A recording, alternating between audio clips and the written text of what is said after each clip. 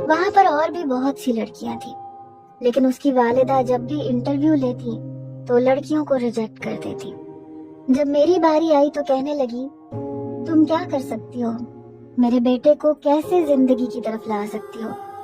میں نے کہا، آپ چاہیں تو مجھے 1 ہفتے کے ٹیسٹ پر رکھ لیں۔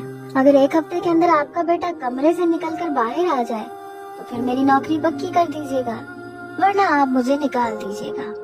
وہ خاتون میری بات سن کر کچھ دیر مجھے دیکھتی رہی، پھر کہنے لگی، ٹھیک ہے، تم کل سے آ جاؤ۔ میں نے کہا، بہت شکریہ۔ میں نے سوچا یہ تو میرے دائیں ہاتھ کا کام ہے، کوئی مشکل کام تھوڑی ہے۔ ویسے بھی مجھے بہت زیادہ باتیں کرنے کی عادت تھی۔ میں اگلے روز اس بنگلے میں گئی تو وہ خاتون میری ہی منتظر تھی۔ کہنے لگی، میرا بیٹا سامنے کمرے میں ہے، میں چاہتی ہوں کہ ڈائریکٹ تم کمرے میں جاؤ۔ پھر اپنے ملازم سے ایک جوس کا گلاس منگوا کر مجھے پکڑا کر کہنے لگی، اگر تم یہ جوس کا گلاس میرے بیٹے کو پلا دیتی ہو تو مجھے یقین آ جائے گا کہ تم کامیاب ہو جاؤ گی۔ میں نے کہا، جی ہاں، کیوں نہیں۔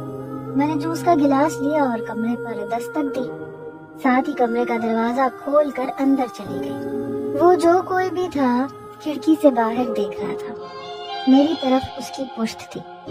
کہنے لگا، ایک تو میری ماں کو چین نہیں ہے، کوئی لڑکی بھیج دی ہوگی کیئر ٹیکر کے نام پر جب میں کہہ چکا ہوں کہ مجھے کسی لڑکی کی ضرورت نہیں ہے، میرے کمرے میں کوئی لڑکی نہ آئے تو کیا تکلیف ہے؟ دیکھو لڑکی، تم جو کوئی بھی ہو، میرے کمرے سے باہر نکلو۔